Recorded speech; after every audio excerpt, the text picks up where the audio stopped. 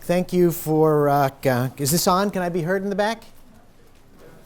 Yes, it works? Okay, good. So thank you, Andrew, both for the invitation and the introduction. A few caveats before I start. The first one may already be obvious. There are no slides for this, which may make a lot of the people in this audience nervous, but I subscribe to the old adage that power corrupts and PowerPoint corrupts absolutely. Secondly, this is not going to be about ethics, at least not in a traditional analytic sense of ethics. It's actually going to be a story about one patient-physician relationship and an exercise in real-life spirituality. It's going to be also, as a caveat, I have to tell you, very particular. It's going to be Christian, Catholic, and Franciscan.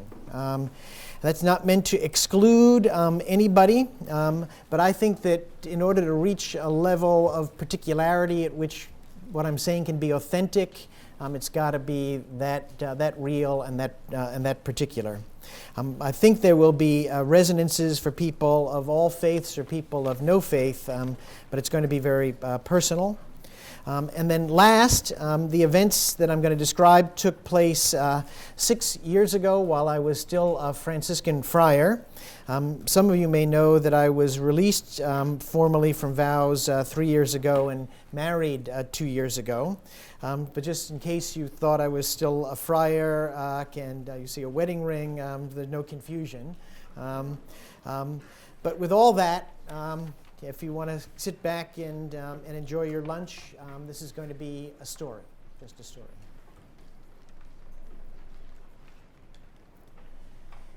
In the end, I would fail him. It was as inevitable as the rain. I knew it from the beginning. See, I was the ethicist on call for the second week in November. A nurse called and said that a patient wanted help with an advance directive. I waited until the end of the day after first reading some emails and editing, and then trudged over to the hospital to the cardiac step-down unit. Not too many requests for living wills here, I thought to myself, knowing that most cardiologists didn't actually believe their patients ever died of heart disease, only that sometimes they might succumb to comorbidities like diabetes. Or else they died when the code was called. And then in the latter case, it wouldn't be heart disease, but rather the failure of technology that did them in. In any event, it was just plain unusual to have a patient on a cardiac floor ask for help with an advance directive. Otherwise, a routine request, I thought to myself. I would take a few minutes to explain the difference between a living will and a durable power of attorney for health care, and I'd recommend the durable power, letting him know why. And then I'd leave him with some blank forms and be on my way. Usually in our hospital, that sort of task is delegated to the patient representatives. Sometimes, however, patients insist that it must be the ethicist with whom they speak, and I'm happy to serve if that's the patient's request. In fact, I'd done the same for a patient in the medical intensive care unit the week before. Not a full-blown ethics consult with some dilemma or some knotty problem. The request seemed routine enough that I didn't even bother to look at the patient's chart before I entered the room. Mr. Fred Finnerty, I inquired. He nodded his head. He looked a bit disheveled. He was obviously frightened. He was 64 years old, on the short side, a bit overweight, mostly bald, with a snow-white, untrimmed beard. The places where the razor should have cut his face back to the bare skin were peppered with a gritty white stubble. And his voice was unpleasant to hear. A strong New York accent combined with a kind of whiny lilt. "I know who you are," he said. "You're that Sulmasy. I met you after a lecture 6 months ago, remember? We invited you to talk to our chapter at the Sarah Club, that priest that promotes, that group that promotes vocations to the priesthood." I actually had only the foggiest recollection. Oh, yes, I remember. Good to meet you again. I understand you want help filling out an advance directive. I got lung cancer, you know. No, I didn't. I didn't look at your chart. Would you be my doctor? Excuse me? I heard you lecture, and I said to myself, if I'm ever really sick, I want that Sulmasy. He spoke so earnestly that his head leaned forward on his neck, and his eyes seemed to strain forward out of his skull, each held in place by its optic nerve, the way a leash holds a dog in place upon meeting another dog. But you have doctors caring for you now, don't you? Yeah, but they're for the cancer and my atrial fibrillation. I need a regular doctor. I know I can't be cured, but I need a doctor for when things get bad. I don't want no feeding tubes or nothing, and I'm a Catholic. I don't want someone telling me I gotta have one. I trust you. Now, this is one of the problems that accompanies the giving of public lectures. If you sound sincere, people believe you. They might actually believe in you. And if they do, this forces you either to try to live up to their expectations or avoid getting involved. Sane people avoid such situations. Doctors, known for their outsized egos, just climb up onto the pedestal and pose. Sure, I'll be your doctor. Let me go back to the nursing station, read over your chart, come back, talk to you, and examine you. That's how it began. He had metastatic non-small cell lung cancer. He'd been diagnosed in September. It was now November. He was receiving Tarceva, a relatively mild anti-cancer drug with some activity against lung cancer. He was also undergoing radiation treatment to a painful bony metastasis in his right shoulder. He was admitted with fever and cough, possible pneumonia. His blood was also very thin, a consequence of an interaction between the Tarceva and the medicine he was taking to prevent blood clots and strokes associated with his atrial fibrillation, the disturbance in his heart rhythm.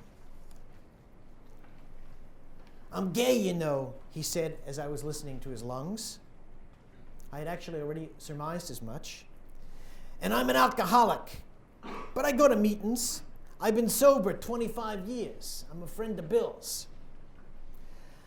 One day at a time, I muttered. Yeah, he replied. Now take a deep breath in while I examine your belly. I know a lot of priests. Oh, really? Where from? AA? You know I can't tell you that. His heart had been beating too quickly when he was admitted. The cardiologists were giving him medications to slow down his heart rate, but one of the side effects was to lower his blood pressure. He couldn't stand up without becoming dizzy. Complicating matters, he was having side effects from the Tarceva, a rash and diarrhea. And the diarrhea had caused him to lose large amounts of body fluid, making his blood pressure even lower. A couple of liters of normal saline seemed to do the trick. His blood pressure came up, his heart rate came down. After a week in the hospital, he could go home. When I saw him in the office 5 days later, he was really not doing well at all. His blood pressure was still lower than I wanted it to be, and his heart rate was still too high. He was nauseated from the Tarceva, and he was still having diarrhea. I tried to get him to take in more salt, soup, crackers, pretzels. You've got to keep up your fluids, I urged him. He was also short of breath when he tried to walk. His oncologist blamed it on his heart. I thought it might have been all the nodules of cancer in his lungs. The oncologist also thought that the Tarceva might be helping him. Having looked at Mr. Finnerty's x-rays, I actually found that hard to believe. I sometimes wonder who's more likely to be in denial, cancer patients or their oncologists. Here's my healthcare proxy form, said Fred. I named Father O'Malley. He's a good friend. Thanks, I said, and I put a copy in the chart. If we need it, now we know who to call. I want to go to St. Clair's Hospice when my time comes, he said. I don't like that Mount Carmel place. They weren't very nice to a friend of mine. He wanted to go out on passes and they wouldn't let him. They were like the nuns in my grammar school. So much attention to law and order, they lose sight of the big picture. Okay, Mr. Finnerty, but I understand it takes a long time to get into St. Clair's. They're always running full and there's a long waiting list. I can wait. I do live alone, but I cashed in my life insurance and I could use my IRA. I got aides coming to the house and I can get them round the clock if I need them. The nurses come 2 days a week and the physical therapist 3 times. I think it would be easiest to stick with the home nursing service till a bed opens up. But if the list is long, why don't you just put me on it now? Well, I said, let's wait and see what the oncologists say about the Tarceva. It may stabilize your disease and give you more time. We need to certify that you have 6 months or less to get into hospice. I actually believed that he was probably already eligible for hospice. But this was the first patient I had cared for who was being treated with Tarceva. I didn't want to challenge the oncologist with my limited knowledge and experience. Now, I didn't want to undermine the oncologist's message to the patient either. Not only did I say what I did to protect the patient from a dispute among his doctors, but also because in some ways I was an interloper. The patient had brought me into his care right under the nose of his oncologist. The oncologist might be worried that the ethicist was going to steal his patient away into the world of palliation instead of anti-neoplastic treatment. So I decided to parrot the oncologist's line about needing to wait a few more weeks to do a CT PET to see if the Tarceva was working. 2 days later, he saw his oncologist, who immediately admitted him to the hospital. The nausea and the vomiting about which he had complained to me had worsened. He'd become dehydrated again and nearly fainted. His blood pressure remained too low, his heart rate too high. The Tarceva was stopped, and he received intravenous saline once more. His nausea dissipated, his blood pressure came up. We discharged him on a lower dose of Tarceva to see if he could tolerate it better. But 2 weeks later, in the face of more nausea and diarrhea, it became clear he wasn't tolerating it at any dose. I decided he was now really too sick to see me in the office, so I would start making house calls instead. Will they give me IV treatment when I get to St. Clair's? Well, Mr. Finnerty, they usually don't do that in hospice. Experience has shown that it's actually better to be a bit dry. Patients just cough more when they get too much fluid. But what about today? Well, what do you mean? Can't you just drink salty fluids like soup? Nothing staying down, Doc. Well, you are dehydrated. In fact, it was hard for me to tell how much his drop in blood pressure upon rising from bed was due to his deconditioning and how much from dehydration. He had, in my judgment, taken to bed much earlier than he needed to. He had, it seemed, many acquaintances, but it was hard to tell if he had any really close friends. I gradually learned that he'd been estranged from quite a few members of his family. One of his cousins, a priest, had accused him of murdering his mother by not authorizing the use of a feeding tube as she was dying of Alzheimer's. He stated that he was close to a few of his nephews, but it seems that this was a source of strain in his relationship with their parents. He was a frequent AA sponsor, and some of his fellow alcoholics visited him as well. So, I guess we can give you some normal saline by vein.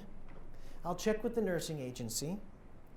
But this is no substitute for good old chicken soup. I want you to eat and keep up with your fluids. So began a ritual of twice weekly normal saline infusions. Even when we had finally succeeded in controlling his nausea, he still kept insisting on the saline infusions. From a purely biomedical point of view, I think these infusions were superfluous. From another point of view, however, they were grossly inadequate. I simply came to regard them as a kind of placebo that seemed to help him. A week later, I received a call. "I think I'm dying, Doc." "Okay, Mr. Finnerty, easy now. Tell me what's bothering you." "I got more pain in my shoulder, and I'm nauseous again, and my stomach hurts, and I ain't had a bowel movement in 3 days." Easy, Mr. Finnerty. Has the nurse been in?" "Not yet." "Are you taking your Senecot?" "No, I thought I could just get by with the Colace." "And what about the Tylenol number 3? "I don't want to take that stuff, Doc. I'm an addict, remember?" "Mr. Finnerty, I think we can take care of this. I'll order the pain medicine. You're not going to get addicted, and you're not going to be a martyr. Listen to me. We'll give you an enema and some pain medicine and start you back on the Senecot. You need to keep taking that ondansetron as well. And if that's not enough, I'll order a suppository for your nausea. It's all going to be okay." "You mean I'm not dying?" And not today." "How do you know that?" "Well, because people who are dying usually aren't well enough to call their doctors on the phone to tell them that they're dying. Every problem you have is fixable." "When then?" "Well, not today." "What about Sinclair's?" "Well, you're number 2 on the list." "Hey, Doc, it's kind of morbid, ain't it? Waiting for people to die." "Well, I'll give them a call." "Hey, can I have your beeper number? I mean, I won't abuse it or nothing. I just want to have it in case I can't get you otherwise." "Sure, Mr. Finnerty, sure." In total, I made 5 home visits. As much as I urged him to get up out of bed, I never found him anywhere but in bed when I arrived. The apartment was well lived in, filled with statues and pictures of saints. He had a book for reciting the prayers of the Liturgy of Hours, something generally only used by priests, brothers, and sisters, at his bedside. And his rosary beads were never far away. Most of the time he had them wrapped around his right hand. He was blessed with an exceptional cadre of nurses and home attendants. The attendants kept trying to get him to roll over and lay on his side to prevent bed sores. He was not very compliant. They were all young Mexican women, at least as pious as him. They also made great chicken soup. "I'm afraid I'm going to be damned," he said to me one day, his eyes again straining out of the sockets. "Well, you've received the sacrament of the sick and confessed, haven't you?" "Yeah, but I'm still afraid, Doc." "Mr. Finnerty, you need to believe in your heart what you profess with your lips." "I believe God loves you." "Don't you?" "I don't believe God wants you damned." What did he want from me? After all, I have to confess I really didn't like him. He would not have been my first choice for a drinking buddy. I didn't like the sound of his voice, but I especially didn't like his neediness. It was a really busy time for me with grant deadlines and writing assignments and speaking engagements. Every time I went away, I had to leave complicated instructions for him about how he could reach me. In truth, he never once abused the privilege of having my beeper, but I hadn't given my beeper number to a patient in years, perhaps because none had been as nervy as Fred had been to ask for it. Nor was I in a regular habit of making home visits. Home visits aren't easy to work into a physician's schedule these days. I figured out that the simplest way for me to do it would be first thing in the morning. I'd go to his apartment by subway on my way to work. That way the whole task could be accomplished in about 75 minutes, including the visit itself and the extra travel time to get to my office at the hospital. I brought a medical student with me one day. She had never seen a doctor make a home visit. The visits to Mr. Finnerty's apartment were at least somewhat helpful medically, but I probably could have relied on the nurses' assessments without ever visiting. They were really excellent nurses, and they had extraordinary patience with him. When he demanded a special air-cushioned bed, and they tried to explain to him that his insurance wouldn't pay for it because he had no bed sores, his primary nurse, Tom, dutifully called me, explaining to Mr. Finnerty that he didn't think that the chair of the ethics department was going to lie in order to get his patient the insurance coverage. Each visit was difficult to conclude. When you're doing a home visit, you're on the patient's turf. And I couldn't rely on the rattling sound of the chart of the next patient being placed in the slot on the door as a convenient prompt for me to suggest that the visit must draw to a close. That only works in the office. Mr. Finnerty especially loved talking with me about church gossip. Who would be the next Archbishop of New York? What did I think of bishops denying communion to Catholic politicians who supported abortion? One of the times I was out of town during the time I cared for him was to give a talk on, like this, spirituality and healthcare. And as part of this workshop, I asked the participating physicians to spend 10 minutes thinking about one patient. It's a useful exercise. Try it sometime. It is extremely difficult for physicians to do this, to think about just one patient. Studies, after all, have shown that even when the patient is present and starting to say what's wrong, physicians on average interrupt within 18 seconds. But as a gesture of solidarity, when I asked my colleagues to do this, I participated in the exercise myself. And on this occasion, not surprisingly, it was Mr. Finnerty who occupied my meditation.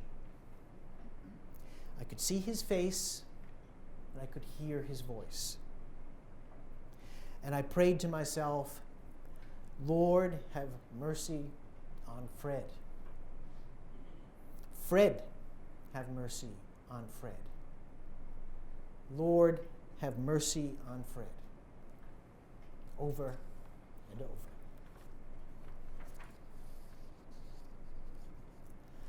Although he was never exactly cheery, his mood gradually became bluer. I began to think that in retrospect, perhaps even his reluctance to get out of bed might have been a sign of depression that I'd been overlooking all along. Do you think you might be depressed? I asked. I think I am, he replied. Have you ever been depressed before? Yeah, when my lover died 25 years ago, I got really bad. They put me on some medicine. Do you remember what it was? It was too long ago, Dr. Sulmasy. Now, it has always been a puzzle to me how it is that so very many gay people reconcile themselves to the church and its teachings, live lives that seem often to directly violate church teachings regarding homosexuality, and yet are so obviously traditional and devotional in their religious practices. To inquire more deeply, though, would have been mere curiosity on my part, and probably not helpful. Perhaps it would stir up too much that had long ago been buried deeply. Such a discussion now might even be harmful. Better to leave it among only the mysteries that God knows. I decided that I wouldn't ask. Don't ask, just serve. Probably as good a policy as there is for a physician. I simply prescribed some paroxetine. Since he lived alone and was fixed on the idea of going to an inpatient hospice, we never did apply for outpatient hospice. We decided that the regular home care nursing program would be good enough as a bridge to hospice. In fact, it was more than enough. 11 weeks after stopping the Tarsiva and having immediately made application to St. Clair's, he still had not been admitted to hospice. Waiting times for inpatient hospices can be extraordinary in this country. Most of his best hospice time was spent playing that morbid game of waiting for other people to die. In fact, however, he had hospice care without the name. His home care nurses were wonderful. His aides, that cadre of young Latinas, were strong and joyful, delightful and caring. He had had very little pain through the course of most of his illness. He never did develop a bed sore despite his early trouble with diarrhea and the fact that he infrequently left the bed. But he did lose weight. His appetite remained quite poor. Nonetheless, he could still read the papers, pray the rosary, and tell people what to do. In examining him, he seemed to remain free from jaundice. His lungs were clear. His liver was only slightly enlarged. But one day, I felt a new right supraclavicular node.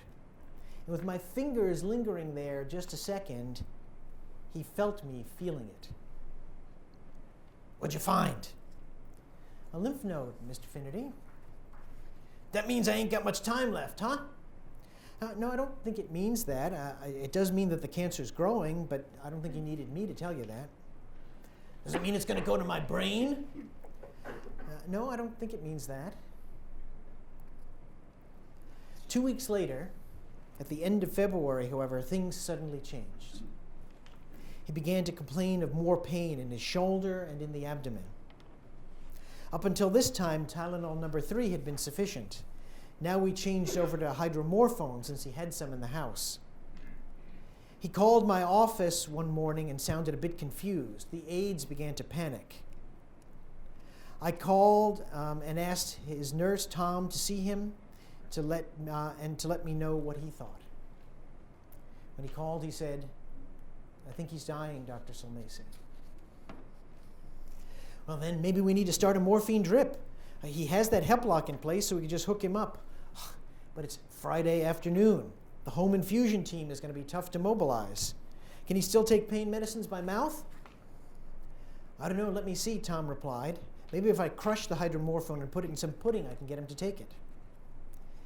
He called a few minutes later to report that it had worked. Later, I spoke with the supervisor for the home care nursing team. "We need a plan for the weekend, doctor," she said. I said, "I'm with you. I was just trying to sketch out a plan myself." The home IV infusion team had confirmed that they would not be able to start intravenous morphine until Monday. The home health aides were not legally authorized to give injections, so subcutaneous morphine was out. And the smallest fentanyl patch available was still too potent given how little pain medicine he'd been requiring. The supervisor tried calling pharmacies, and none of them stocked morphine or hydromorphone as suppositories. "But I'm an old hospice nurse," the supervisor said, "and so is the nurse covering for Tom over the weekend. We'll just make our own suppository over crushed pills if he can't take the medicine by mouth." "A deal," I replied. "And I'm around all weekend. I'll keep my beeper on, and I'm certainly willing to sign the death certificate." I visited him for the last time that night. I needed a complex plan just to get to his apartment. I was scheduled to drive out to Long Island for an overnight day of recollection with my local friar community at a small retreat place.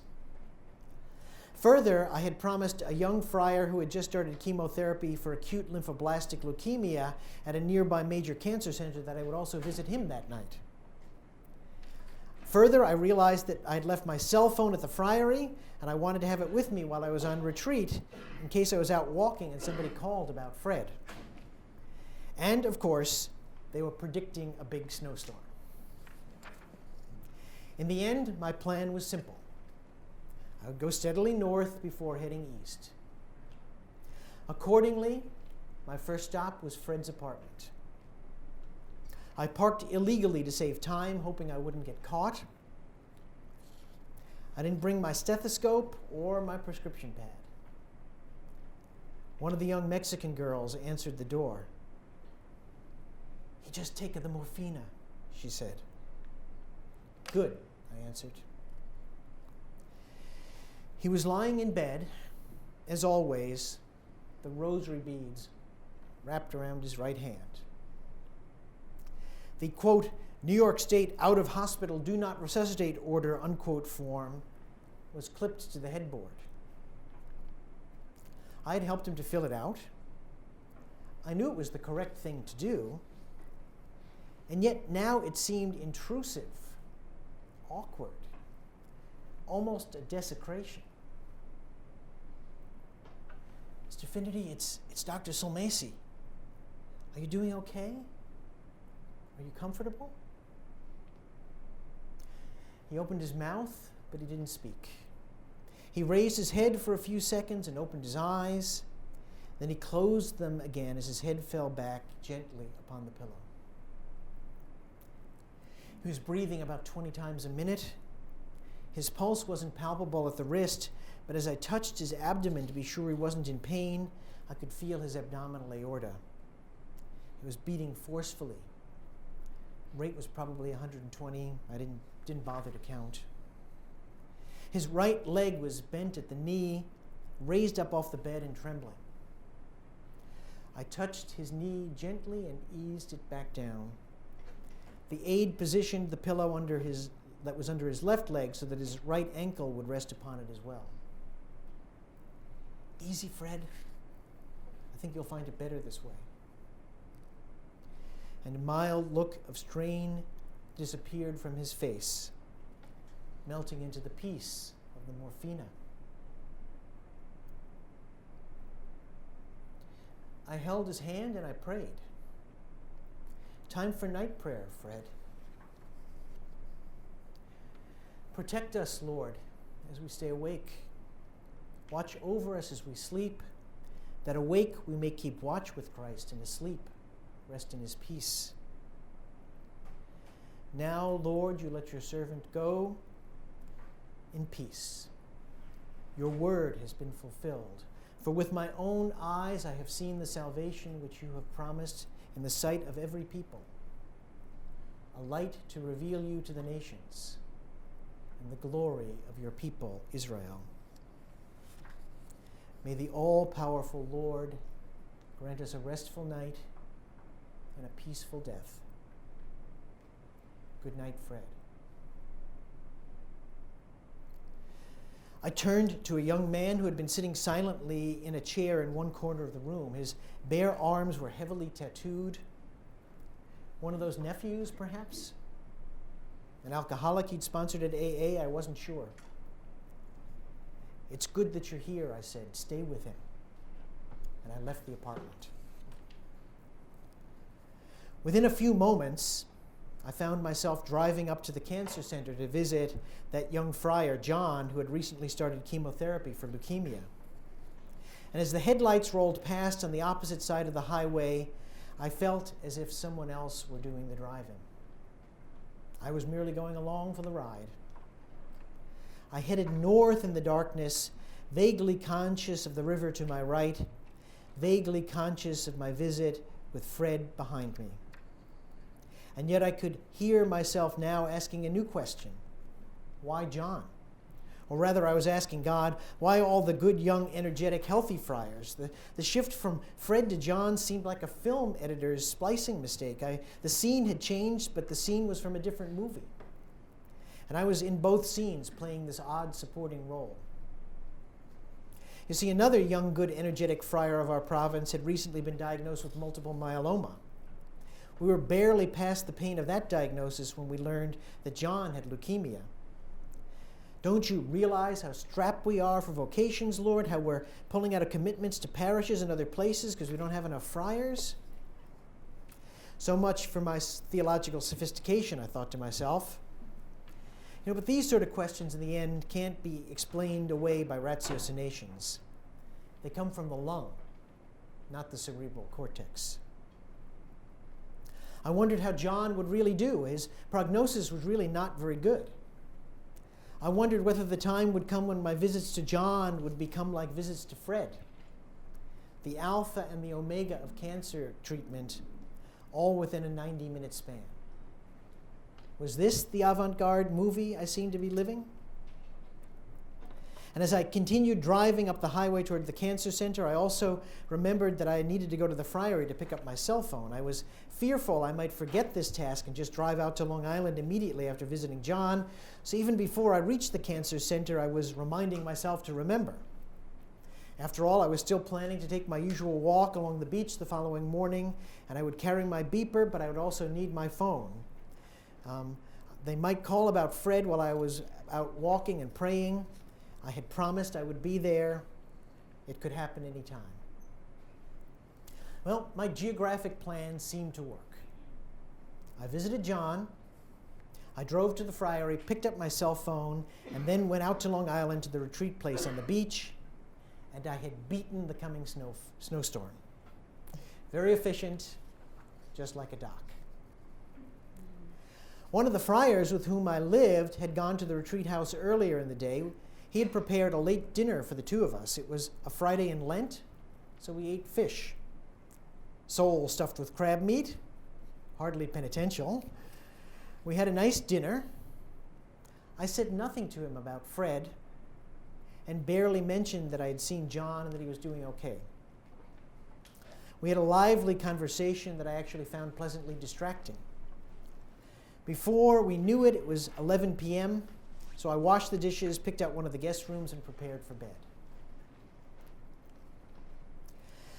The snowstorm that had been predicted by the weather forecast never did arrive.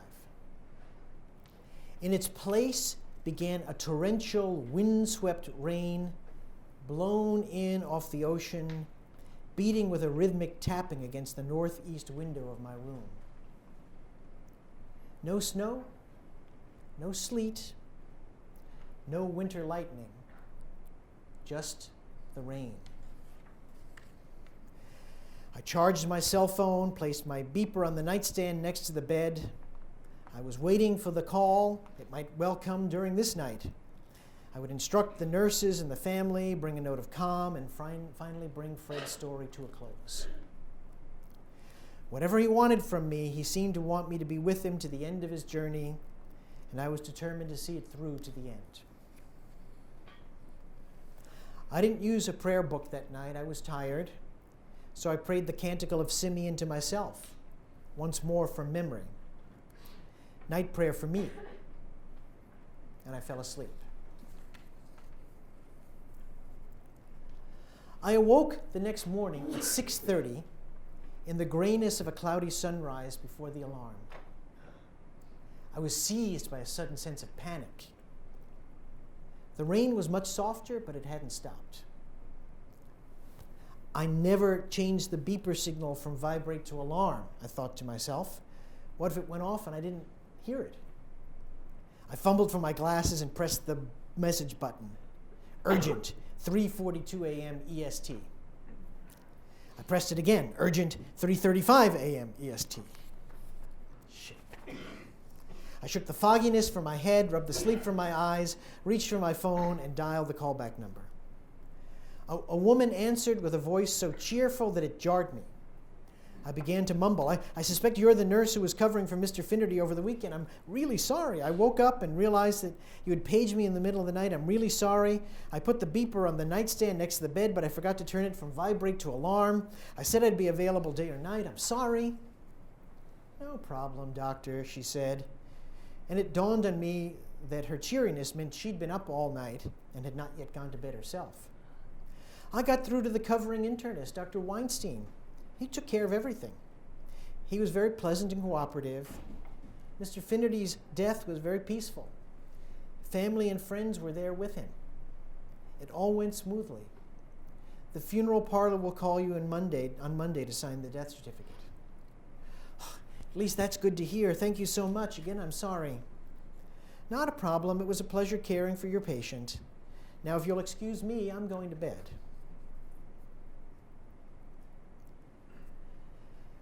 The showers were now alternating with hints of sun. I looked out the window and saw a small patch of blue amid the lessening gray. I knew that the rain would eventually stop and I'd be able to get my walk on the beach in after all. The weather did clear and I made it to the beach. I walked along the ocean for miles. The salt air and the sound of the waves seemed just right. But as I walked, I could not stop thinking about Fred. Every once in a while, I stopped walking, turned away from the beach, and looked out over the wide, storm-stirred ocean, seemingly endless in its expanse. Myriads of sunbeams were striking the surface and dancing an angelic and brilliant ballet. At such times, the ocean can seem infinite. And yet I knew it was not infinite. I could see the horizon, and horizons enclose us in the finite. Even this massive ocean, I thought, even this Atlantic Ocean was finite. Fred had demanded salt and water. But even the depths of this ocean would not have supplied enough saline for Fred. He so desperately needed the salt of the earth. If we could have infused all of the saline of all of the oceans in the world into his veins, it would not have been enough for Fred. My guess is it would never be enough for any of us. I prayed that Fred's needs were now fulfilled, and that all the neediness I saw in him and knew that I could not fulfill had now been fulfilled. I began to thank Fred now for all he had taught me about my own needs and my own insufficiency. I sensed, too, somehow that I was not alone. When I looked around, I couldn't see a soul, but I had the sense that I was not alone. Not now in my walking, not then whenever I visited Fred, or had seen him in the office, or in the hospital.